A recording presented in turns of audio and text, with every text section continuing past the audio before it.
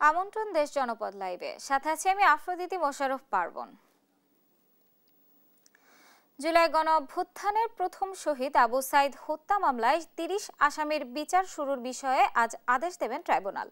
এছাড়া শেখ হাসিনা ও আসাদুজ্জামান খান কামালের বিরুদ্ধে মানবতা বিরোধী অপরাধের মামলায় তৃতীয় দিনের সাক্ষ্য গ্রহণ আজ। ট্রাইব্যুনালের খবরাখবর জানাতে সরাসরি যোগ দিচ্ছেন সহকর্মী সাবরিনা মজুমদার। সাবরিনা, ট্রাইব্যুনালে আজকের মামলাগুলোর অগ্রগতি নিয়ে জানান।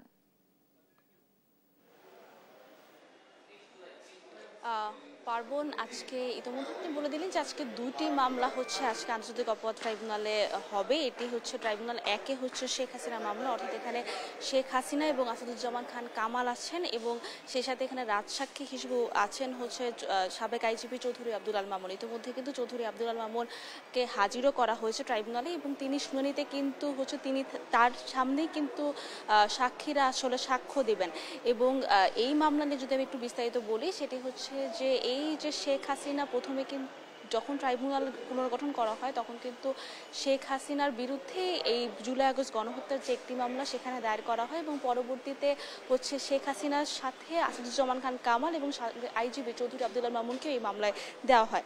এরপরে যখন অভিযোগ আমলে নেয় ট্রাইব্যুনাল, তখন কিন্তু এখানে চৌধুরী আব্দুল আল মামুন হচ্ছে রাজসাক্ষী হওয়ার কথা বলেন এবং তিনি বলেছেন যে এই যে সত্য তিনি হচ্ছে উন্মোচন করবেন।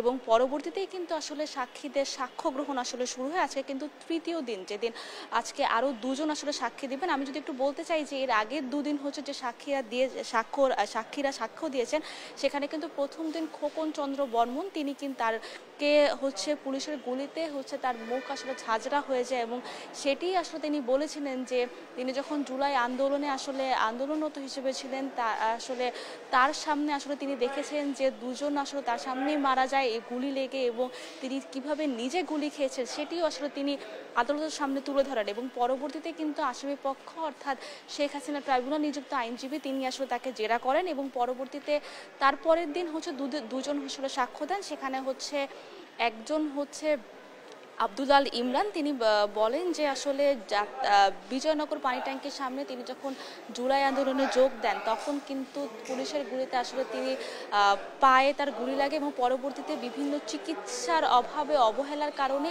তার হচ্ছে পায়ের এখন হচ্ছে তার পা নেই। এবং পরবর্তীতে আরেকটু যদি জানিয়ে দিতে চাই যে তিনি বলেছিলেন তিনি যখন পঙ্গু হাসপাতালে ছিলেন তখন কিন্তু শেখ হাসিনা ২৭ জুলাই সেখানে পরিদর্শন করতে যান এবং তিনি এটিও শুনতে পান যে শেখ হাসিনা সেখানে বলে গিয়েছিলেন যে নো রিলিজ নো ট্রিটমেন্ট।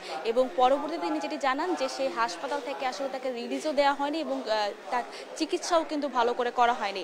এবং আরেকটি যেটি বিষয় জানিয়ে দিতে চাই যে পরবর্তী যে সাক্ষী পারভিন, তিনি যখন সাক্ষী দেন সেখানে হচ্ছে তিনি বলেছেন যে পারভিন আসলে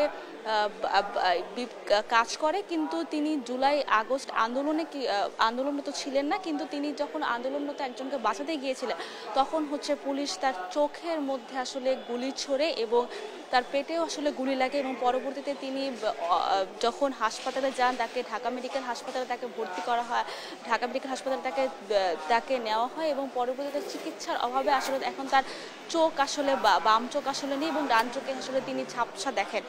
এবং আজকে এই দুইজন সাক্ষীর পর কিন্তু তৃতীয় দিনের সাক্ষীর দিন, আজকেও আসলে দুজন সাক্ষী আসবেন এবং আমরা ইতিমধ্যে প্রসিকিউশন থেকে যেটি জানতে পেরেছি যে আজকের সাক্ষ্য যে দিবেন তিনি একজন হচ্ছে আবু সাইদ হত্যা মামলায় যে এনটিভির যিনি হচ্ছে এই ভিডিওটি রিপোর্টার, তিনি যখন রংপুরে আসলে তিনি প্রতিনিধি, তিনি যখন ছিলেন মানে তিনি আবু সাইদ হত্যার ঘটনাটা তার সামনেই কিন্তু হয়েছে এবং সেখান থেকেই কিন্তু হচ্ছে বিভিন্ন গণমাধ্যমে আসলে আসে একদম পুরোপুরি হচ্ছে লাইভে যে আবু সাইদ হত্যাকাণ্ড আসলে আমরা দেখি এনটিভির পর্দায়। তো তিনি সেই সাংবাদিক আসলে আজকে সাক্ষী দিতে আসবেন এবং আরও একজনের সাক্ষ্য যিনি দিতে আসবেন তার নাম আমরা আসলে জানি না।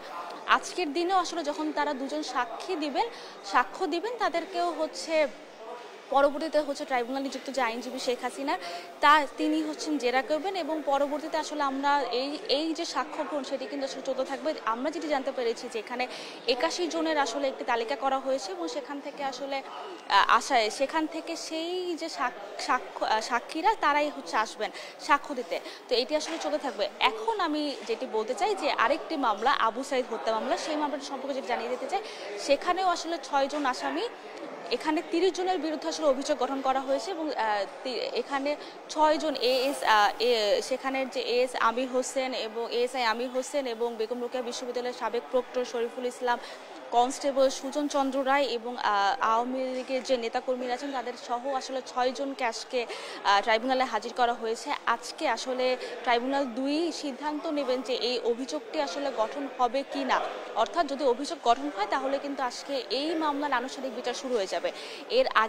এর আগে আমি যদি একটু বলতে চাই যে এটা বিস্তারিত যদি জানতে চাই যে এই মামলারও কিন্তু আসলে অভিযোগ করা হয়। অভিযোগের পর আসলে প্রসিকিউশন থেকে তদন্ত সংস্থা থেকে হচ্ছে যা যা এসেছে, ডিজিটাল যারা যে এভিডেন্স হচ্ছে পেয়েছে সেটি হচ্ছে প্রসিকিউশন ট্রাইব্যুনালকে হস্তান্তর করে এবং পরবর্তীতে প্রসিকিউশন হচ্ছে তাদের যুক্তিতর্ক উপস্থাপন করে এবং পরবর্তীতে হচ্ছে 30 জনের বিরুদ্ধে অভিযোগটি গঠন করা হয়। সেখানের মধ্যে 24 জন হচ্ছে পলাতক থাকেন। তো প্রসিকিউশন পরে হচ্ছে এই পলাতক আসামিদের জন্য 6 জন করে 4 জন হচ্ছে ট্রাইব্যুনাল নিযুক্ত আইনজীবী নিযুক্ত করেন এবং পরবর্তীতে হচ্ছে তারা অব্যাহতির আবেদন চান এবং সেই সাথে 6 জনের কিন্তু আইনজীবীও হচ্ছে এখানে কথা বলেন এবং অব্যাহতির আবেদন চান এবং পরবর্তীতে আজকের দিন আসলে নির্ধারণ করে দেন যে আজকে কি অভিযোগ গঠন হবে কি না। তো এখন পর্যন্ত আসলে শুনানি শুরু হয়নি। ইতিমধ্যে প্রসিকিউশন কিন্তু শেখ হাসিনার মামলায় ট্রাইব্যুনালে হচ্ছে চলে গিয়েছেন এবং সাবেক আইজিপি চৌধুরী আব্দুল্লাহ মামুনকে হচ্ছে শেখ হাসিনার এই মামলায় হচ্ছে তাকে ট্রাইব্যুনালে হাজির করা হবে এবং হাজির ইতিমধ্যে করা হবে এবং তার সামনেই কিন্তু আসলে প্রত্যক্ষদর্শীরা তারা সাক্ষী দিবেন। তো একটু পরে যখন আসলে এই মামলা শেখ হাসিনা মামলা এবং আবু সাইদ হত্যা মামলা আসলে অভিযোগ গঠন হয় কিনা সেই দিনগুলোর কথা আসলে জুলাই আগস্টের যে হত্যাযজ্ঞের কথা তাদের সাথে আসলে কি কি ঘটেছিল বা কি কি তারা দেখেছেন সেটি যখন বলবে আমি আপনার মাধ্যমে আসলে দর্শকদের জানাতে পারবো। তো এখন পর্যন্ত এই 2 মামলার হচ্ছে যেহেতু শুনানি শুরু হয়নি, তো এই শুনানি শুরু হওয়ার পর আমরা আপনাকে জানাতে পারবো যে কি কি আসলে ঘটে এই ট্রাইব্যুনাল 1 এবং ট্রাইব্যুনাল 2-এ। তো এই পর্যন্ত সর্বশেষ খবর ছিল। পার্বণ। ধন্যবাদ সাবরিনা আপনাকে। দর্শক, আন্তর্জাতিক অপরাধ ট্রাইব্যুনাল থেকে সরাসরি যুক্ত ছিলেন আমাদের সহকর্মী সাবরিনা মজুমদার।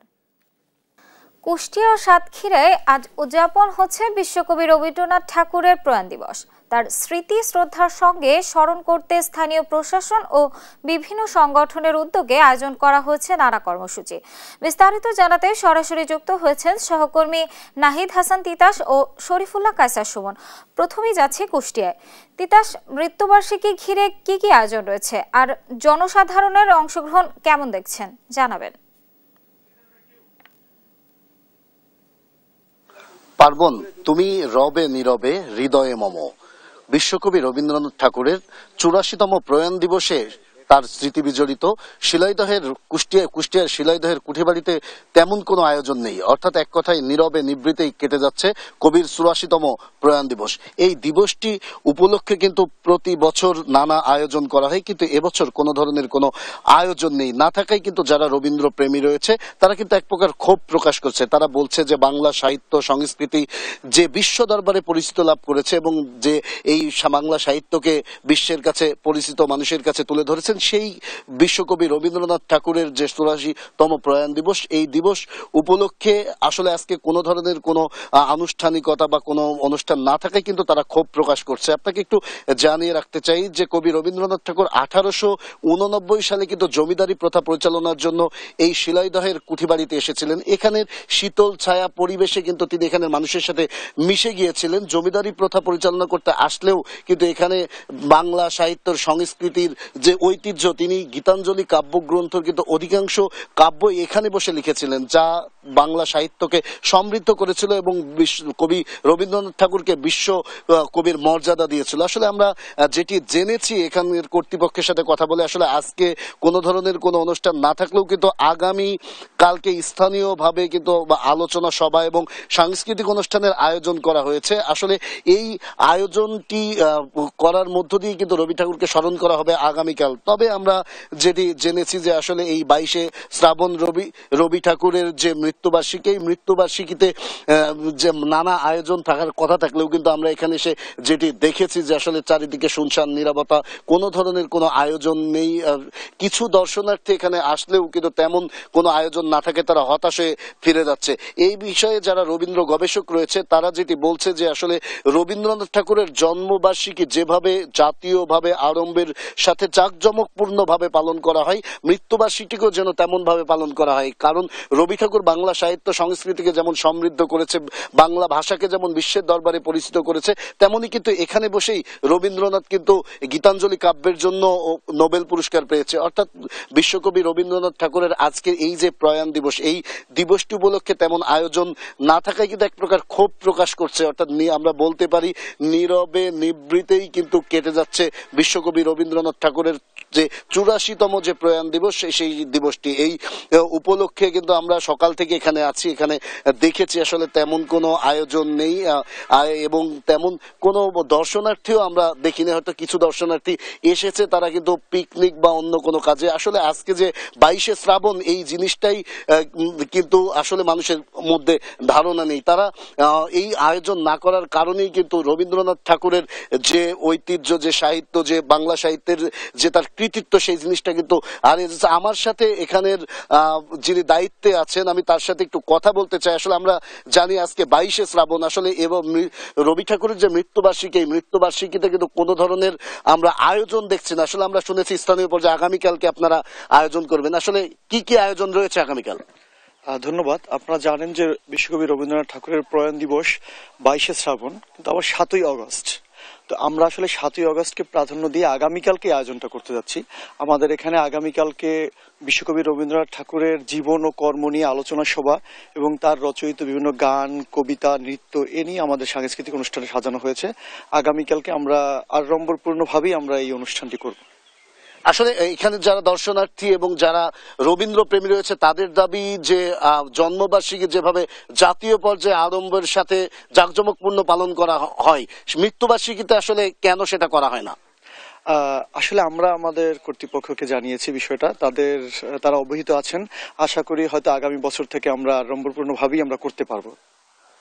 ধন্যবাদ। আসলে যেমনটি শুনছিলেন, আসলে এই যে রবীন্দ্রনাথ ঠাকুরের আজ 22শে শ্রাবণ, অর্থাৎ 84তম যে প্রয়াণ দিবস, এই দিবসটি উপলক্ষে কিন্তু আজকে কোনো আয়োজন না থাকলেও যেমনটি আমরা শুনছিলাম যে আগামীকাল কিন্তু স্থানীয় পর্যায়ে আলোচনা সভা এবং সাংস্কৃতিক অনুষ্ঠান এবং রবীন্দ্রনাথের যে সাহিত্য কর্মের যে কৃতিত্বগুলো রয়েছে সেগুলো তুলে ধরার বিষয়ে আগামীকাল কিন্তু অনুষ্ঠানের আয়োজন করা হয়েছে।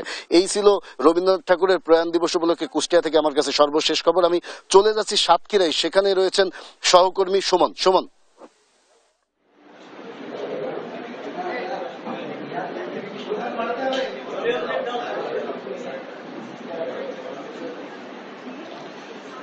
তিতাস কুষ্টিয়ার শিলাইদহের মতো একইভাবে একটা অনন্য অসাধারণ একটি শোকাবহ পরিবেশের মধ্য দিয়ে সাতক্ষীরায় অনুষ্ঠিত হচ্ছে কবি গুরু রবীন্দ্রনাথ ঠাকুরের প্রয়াণ বার্ষিকী। 84তম প্রয়াণ বার্ষিকী সাতক্ষীরায় যে আয়োজন, সে আয়োজনের মধ্যে শিশু, কিশোর, যুব, বয়োবৃদ্ধ সব মানুষের ঢল নেমেছে সাতক্ষীরায়। সমগ্র আয়োজনটি শুরু হয়েছে একটি স্মরণ শোভাযাত্রার মধ্য দিয়ে। সেই স্মরণ শোভাযাত্রার পরে প্রদীপ প্রজ্বলন, তারপরে একই সাথে শ্রদ্ধাঞ্জলি নিবেদন এবং শিশু কিশোরদের যে গান, কবিতা, জীবনালেখ্য, আবৃত্তি সব কিছু দিয়েই ঘিরে থেকেছে সমগ্র আয়োজন। সেই আয়োজন মুগ্ধ করেছে দর্শকদেরকে এবং আন্দোলিত করেছে কবিগুরু রবি ঠাকুরের জীবন আদর্শ তাদের ভেতরে প্রবেশ করেছে। আমরা এখানে যুক্ত করব বিশিষ্ট সংস্কৃতিজন মোস্তফা নুরুজ্জামান, তিনি এখানে উদ্বোধক হিসাবে যুক্ত ছিলেন। আমি একটু তার সাথে কথা বলার চেষ্টা করছি। কবিগুরুর যে আয়োজন, আজকে কবিগুরুকে ঘিরে যে আয়োজন দেশে সমগ্রভাবে সাতক্ষীরাতে আয়োজন হচ্ছে, আসলে শিশু, কিশোর এবং জনমানুষের জীবনে কবিগুরুর জীবন আদর্শ কিভাবে পৌঁছে যাচ্ছে আপনার? রবীন্দ্রনাথ আমাদের জীবনের সাথে মিশে আছে। আমি সবসময় বলি রবীন্দ্রনাথ হচ্ছে বাঙালির কনফুসিয়াস এবং বাঙালির দৈনন্দিন জীবনে রবীন্দ্রনাথ মিশে আছে। একজন মানুষ একক প্রচেষ্টায় নিজেকে কতটা উন্নত পর্যায়ে নিয়ে যাওয়া যায়, রবীন্দ্রনাথ তার বিরল উদাহরণ।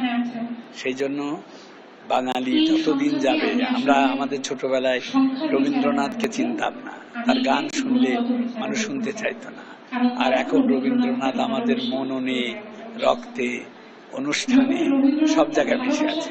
যতদিন যাবে আমাদের বাঙালিরা রবীন্দ্রনাথের চিন্তা দ্বারা প্রভাবিত হয়ে এক উন্নত জীবন পৃথিবীকে উপহার দেবে। যেমনটি শুনছিলাম যে রবীন্দ্রনাথ হচ্ছে যুগে যুগে নতুন জীবন। তুমি রবে হৃদয়ে মম, হৃদয়ের কবি, মনের কবি, বিশ্বকবি রবীন্দ্রনাথ ঠাকুরের যে আয়োজন, এই আয়োজনে আমি একটু দেখানোর চেষ্টা করছি। ছোট্ট শিশু, কিশোর, স্কুলের শিক্ষার্থী, শিক্ষক, কে উপস্থিত হয়নি, সবাই এখানে হাজির হয়েছে এবং সবাই এই যে কবির জীবন আলেখ্য নিয়ে যে আলোচনা, সে আলোচনা, কবিতা,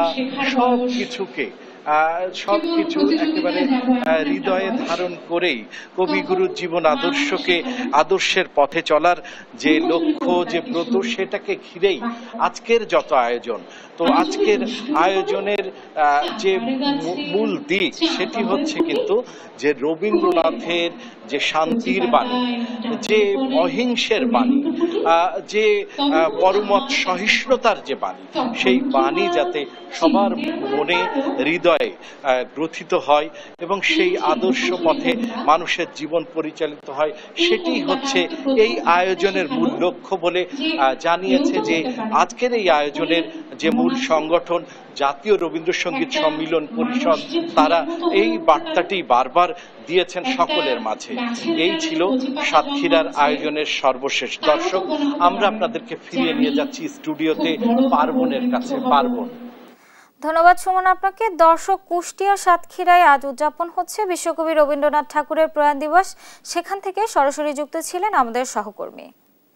নোয়াখালীর বেগমগঞ্জ উপজেলায় একটি মাইক্রোবাস নিয়ন্ত্রণ হারিয়ে সড়কের পাশে খালে পড়ে 7 জন যাত্রী নিহত হয়েছে।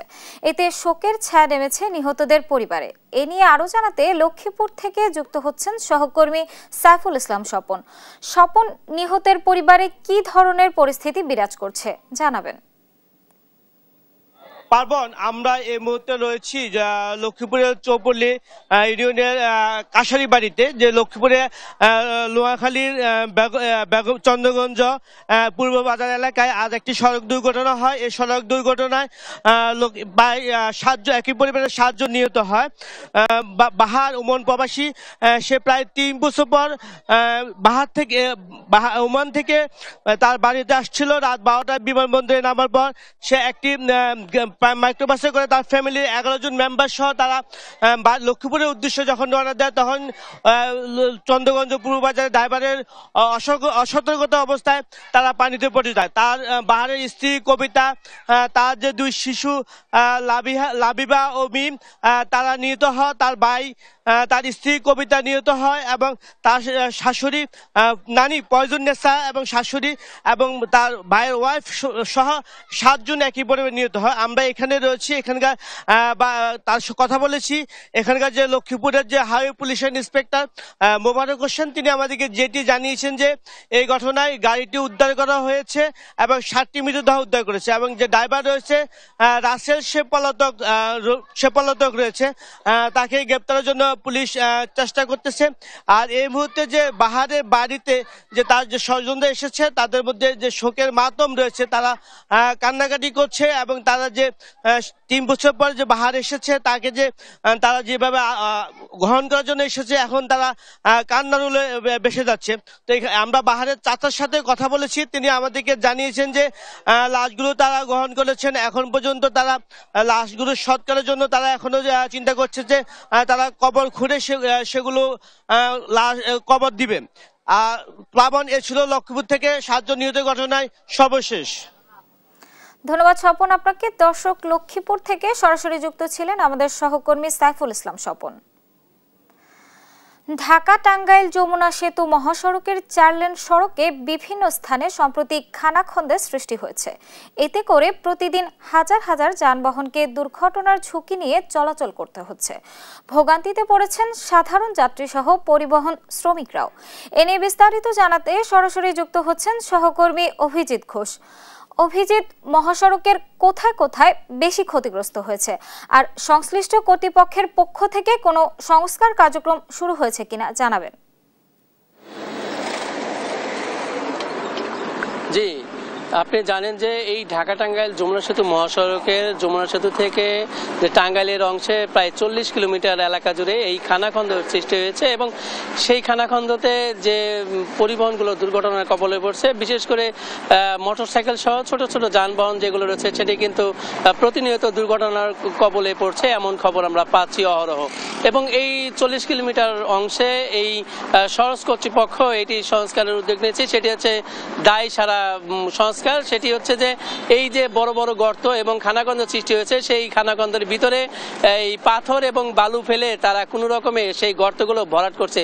তবে এই যে গর্ত ভরাট করছে, সেই গর্তগুলো যে পরিবহনগুলো চলাচল করে সেই পরিবহনের চাকার মাধ্যমে সেই পাথর এবং বালিগুলো উঠে যাচ্ছে এবং সেই পাথর এবং বালিগুলো রাস্তার এক পাশে গিয়ে জমাট বাঁধছে। এতে করেও কিন্তু এই সড়কটিতে যান চলাচলে ব্যাঘাত ঘটছে। এবং আমরা কথা বলেছি যে সরোজের যিনি জেলার যে নির্বাহী প্রকৌশলী আজমিরি হক, তিনি বলছেন যে এই যে টাঙ্গাইল অংশের যে মহাসড়কটি সেটি তারা সংস্কার করছে ঠিকাদারি প্রতিষ্ঠানের মাধ্যমে, তবে কত টাকা ব্যয় হবে সেটি তিনি নিশ্চিত করে বলতে পারেননি। এবং আপনি জানেন যে এই ঢাকা টাঙ্গাইল যমুনা সেতু মহাসড়ক 2022 সালের এটি কাজ শেষ হয় এবং এই কাজ শেষ হওয়ার পরে এখন পর্যন্ত প্রায় 6 থেকে 7 বার এই সড়কটি সংস্কার কাজ করেছে। তবে এই সংস্কার যে মহাসড়কটি রয়েছে সেটি কত সাল পর্যন্ত এটি টিকসই ছিল সেটিও কিন্তু এই কর্তৃপক্ষ যারা তারা বলতে পারেননি। এবং এই যে সংস্কার কাজ তারা বলছেন যে যেহেতু বৃষ্টি হয়েছে, সেই বৃষ্টির কারণে এই মহাসড়কটিতে বিভিন্ন জায়গাতে খানাখন্দের সৃষ্টি হয়েছে, যে কারণে বৃষ্টি না থামার কারণে তারা অস্থায়ীভাবে পাথর এবং বালু ফেলছেন কোনো রকমে যাতে পরিবহন চলাচল করে পারতেন।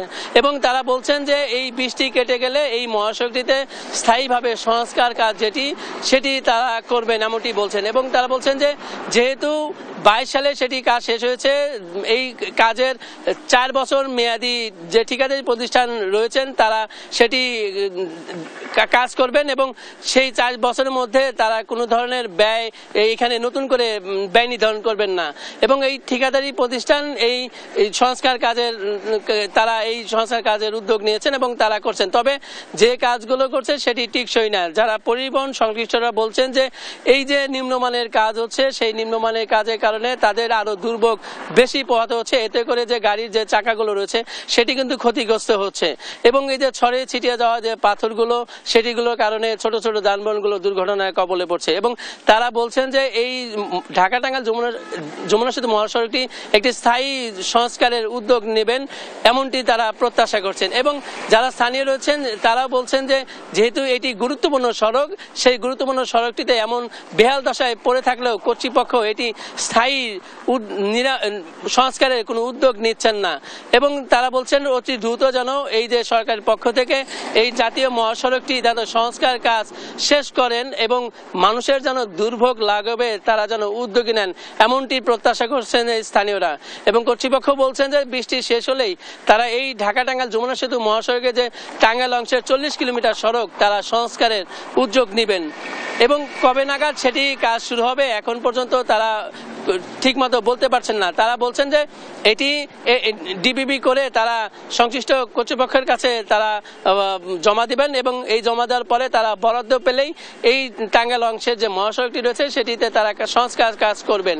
এবং যারা এই সড়কটিতে ব্যবহার করেন, যারা চালক রয়েছেন তাদের সাথে আমরা কথা বলেছিলাম। তারা বলছেন যে যেহেতু এই যে টাঙ্গাইল অংশের যে 4 লেনের সড়ক, সেই 4 লেনের সড়কে তাদের কিন্তু এই যে খানাখন্দের কারণে যে দুর্ভোগ পোহাতে হচ্ছে এটি নিরসনে আসলে তাদের যে বারবার যে তারা দাবি করছে যে এটি সংস্কার কাজ করে তাদের চলাচলে স্বাভাবিক করতে, সেটিও কিন্তু এখন পর্যন্ত শেষ হয়নি। তবে নতুন নতুন যে বৃষ্টি হচ্ছে সেই নতুন নতুন জায়গাতেও আবার খানাখন্দ সৃষ্টি হচ্ছে। যেখানে খানাখন্দের মেরামতের কাজ করছে সেখানে কিন্তু বৃষ্টি হলেই সেটি আবারও সেই পাথরগুলো উঠে গিয়ে সেখানে সেখানে আবার গর্তের সৃষ্টি হচ্ছে এবং এই গর্তগুলো পর্যায়ক্রমে ধীরে ধীরে বড় হচ্ছে এবং এই বড় হওয়ার কারণে অনেক পরিবহনের চাকা সেখানে লেগে সেই পরিবহনগুলো কিন্তু ক্ষতিগ্রস্ত হচ্ছে। এতে করে পরিবহনের মালিক যারা ক্ষতিগ্রস্ত হচ্ছে তারা কিন্তু বলছেন দ্রুত সময়ের যেন এই মহাসড়কের কাজ শেষ করতে পারে। এই ছিল ঢাকা টাঙ্গাইল যমুনা সেতু মহাসড়কের খানাখন্দ নিয়ে আমার কাছে সর্বশেষ। ধন্যবাদ অভিজিৎ আপনাকে। দর্শক, ঢাকা টাঙ্গাইল যমুনা সেতু মহাসড়কের সর্বশেষ পরিস্থিতি জানাচ্ছিলেন আমাদের সহকর্মী। দফায় দফায় স্বর্ণের মূল্য বৃদ্ধির প্রভাবে ক্ষতির মুখে নড়াইলের স্থানীয় ব্যবসায়ীরা। এতে বেচাকেনা কমে যায়, বন্ধ হচ্ছে ব্যবসা। কেউ কেউ বাধ্য হয়ে পেশা পরিবর্তন করছেন। পরিস্থিতি জানাতে সরাসরি যুক্ত হচ্ছেন সহকর্মী শরীফুল ইসলাম। শরীফ, স্বর্ণের মূল্যবৃদ্ধি নড়াইলের স্বর্ণ ব্যবসার উপর কি ধরনের প্রভাব পড়ছে আর কি বলছে ব্যবসায়ীরা, জানাবেন। জি ধন্যবাদ পার্বণ। যেমনটি বলছিলেন, আসলে স্বর্ণের যে মূল্য দিন দিন যেভাবে বৃদ্ধি পাচ্ছে তাতে করে কিন্তু স্বর্ণ ব্যবসায়ীরা খুব বিপদে আছে, কারণ তাদের যে ক্রেতারা ছিল তারা কিন্তু দিন দিন ক্রেতা শূন্য হয়ে যাচ্ছে। এইসব ব্যবসায়ীরা তাদের কাছে বিশেষ করে মধ্যবিত্ত বা নিম্ন মধ্যবিত্ত যেসব পরিবারগুলো রয়েছে তারা কিন্তু যে স্বর্ণের মূল্য বৃদ্ধির কারণে এবং স্বর্ণ এবং রূপা দুইটারই মূল্যই কিন্তু একের পর বৃদ্ধি পাচ্ছে, যার কারণে কিন্তু যে ক্রেতা শূন্য হয়ে পড়ছে যে স্বর্ণের ব্যবসায়ীরা, যার কারণে তারা কিন্তু যে ব্যবসা প্রতিষ্ঠানগুলো রয়েছে তাদের কিন্তু ব্যবসায় ধস নেমে এসেছে বলে আমরা তাদের সঙ্গে কথা বলে জানতে পেরেছি। ব্যবসায়ীরা জানিয়েছেন যে আসলে আজকের যে স্বর্ণের যে মূল্য রয়েছে 22 ক্যারেটের সেটি রয়েছে 1,71,600 টাকা এবং 21 ক্যারেটে রয়েছে 1,63,797 টাকা এবং 18 ক্যারেটের যে স্বর্ণ রয়েছে সেগুলো 1,40,400 টাকা মূল্যে কিন্তু বিক্রি হচ্ছে। যে রৌপরও দাম বৃদ্ধি পেয়েছে। 22 ক্যারেটের রৌপ রয়েছে 2,811 টাকা এবং 21 ক্যারেটের রয়েছে 26,080 টাকা এবং 18 ক্যারেটের যে রূপা রয়েছে সেটা কিন্তু 2,290 টাকা করে কিন্তু বিক্রি হচ্ছে বলে আমরা জানতে পেরেছি। এ বিষয়ে বিশেষ করে যে ব্যবসায়ীরা রয়েছেন তারা কিন্তু খুব ক্ষতির মুখে পড়ছেন যে ক্রেতারা না থাকার কারণে। এই বিষয়ে আমরা একটু নড়াইল জেলার যে নড়াইল জেলার যে জুয়েলার অ্যাসোসিয়েশনের যে সভাপতি রয়েছেন চঞ্চল কুমার রায়, তার সঙ্গে আমরা একটু কথা বলার চেষ্টা করছি আসলে তাদের কি কি সমস্যা হচ্ছে এই স্বর্ণের দাম বৃদ্ধির কারণে, একটু জানাবেন। আমরা একটা প্রত্যন্ত অঞ্চলের ডিস্ট্রিক্ট, এটা ডিস্ট্রিক্টটা অনুন্নত। আসলে আমাদের যারা ক্রেতা সাধারণত কৃষক শ্রেণীর ক্রেতা, তারা এত উচ্চ দামে আসলে এক আনা সোনা কিনতে গেলে 11-12 হাজার টাকা, যা দিয়ে কোনো কিছুই হয় না। মিনিমাম 4 আনা দিয়ে সোনা কিনতে গেলে 40-45 হাজার টাকা, যেটা আমাদের আশেপাশের নিম্নবিত্ত বা মধ্যবিত্তরা তাদের ক্রয় ক্ষমতার একেবারেই বাইরে। তারা কোনো রকম বিপদে না পড়ে যাদের মেয়ে বিয়ে বা ছেলের বিয়ে এই ধরনের বিয়ে চুড়ো ছাড়া মানে আমাদের কাছে কোনো গহনা ক্রয় করতে আসেন না। এই অবস্থায় আমরা খুব দুর্বিষহ জীবনযাপন করতেছি। আমাদের ব্যবসা বাণিজ্য খুবই খারাপ। ইন্টার জেলা খুব অসহায় জীবনযাপন করতেছে। এমন একটা পর্যায়ে পড়ে গেছে আমরা এই শিল্পকে ধরে জীবনযাপন করব। এই শিল্প শিখেছি, এই বানানো শিখেছি, ব্যবসা শিখেছি। আমরা নতুন করে আর একটা ব্যবসায় যাইতে পারছি না। কিন্তু আমাদের যারা এই উৎপাদন করে কারিগর, তারা খুব দিনের পর দিন তাদের আমরা ভর্তুকি দিয়ে চালাচ্ছিলাম, কিন্তু আমরাও নিজেরাও ইনকাম। ধন্যবাদ শরীফ আপনাকে। দর্শক, জাতির উদ্দেশ্যে দেয়া প্রধান উপদেষ্টা দেয়া ভাষণ নিয়ে প্রতিক্রিয়া জানিয়ে সংবাদ সম্মেলন করেছেন বিএনপির মহাসচিব মির্জা ফখরুল ইসলাম আলমগীর। সরাসরি চলে যাচ্ছি সেখানে।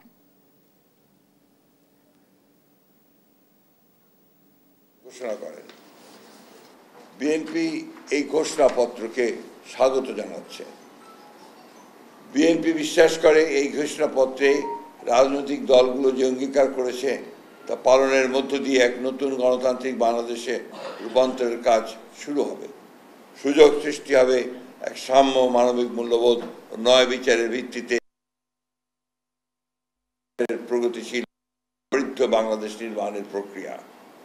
বিএনপি যে সকল রাজনৈতিক দল, শ্রমিক সহ সকল স্তরের জনগণ এই সংগ্রামে অংশ নিয়েছেন, শহীদ হয়েছেন, আহত হয়েছেন, পঙ্গু হয়েছেন, তাদের জানাচ্ছে আন্তরিক কৃতজ্ঞতা, ধন্যবাদ এবং অভিনন্দন। প্রিয় সাংবাদিক ভাই ও বোনেরা, লন্ডনে বিএনপির ভারপ্রাপ্ত চেয়ারম্যান জনাব তারেক রহমান ও প্রধান উপদেষ্টা প্রফেসর ডক্টর ইউনূসের বৈঠকের মাধ্যমে নির্বাচনের সময় 2026-এর ফেব্রুয়ারি মাসে যে ঘোষণা করা হয়েছে তাকে স্বাগত জানাচ্ছে। বিএনপি মনে করে এই ঐতিহাসিক ঘোষণা বাংলাদেশে রাজনৈতিক অচলাবস্থা কাটিয়ে উঠবে এবং গণতন্ত্র উত্তরণের পথকে সুগম করবে। বিএনপি মনে করে এই নির্বাচন সুষ্ঠু, অবাধ, নিরপেক্ষ ও সকলের কাছে গ্রহণযোগ্য করার জন্য সরকার ও নির্বাচন কমিশন সকল ব্যবস্থা গ্রহণ করবেন। বিএনপি এই নির্বাচনকে সফল করে গণতন্ত্রকে প্রাতিষ্ঠানিক রূপ দেওয়া এবং একটি কার্যকরী